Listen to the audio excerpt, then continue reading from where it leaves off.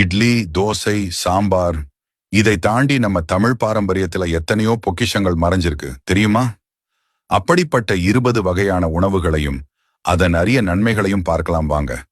பருத்திப்பால் சளி இருமல் நீக்கும். உளுந்து களி எலும்புகளுக்கு பலம். நீர் ஆகாரம் உடல் சூடு தணியும்.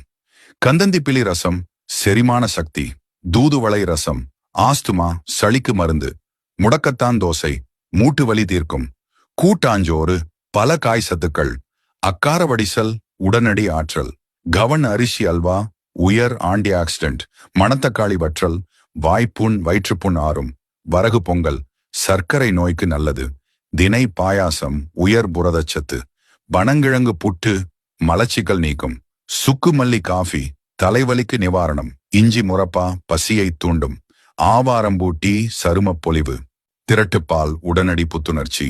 வல்லாரை துவையல் நினைவாற்றல் பெருகும்.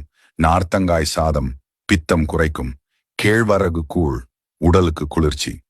இதுல எதை நீங்க சாப்பிட்டு இருக்கீங்க? கமெண்ட் பண்ணுங்க. பாரம்பரியத்தை மீட்டெடுப்போம்.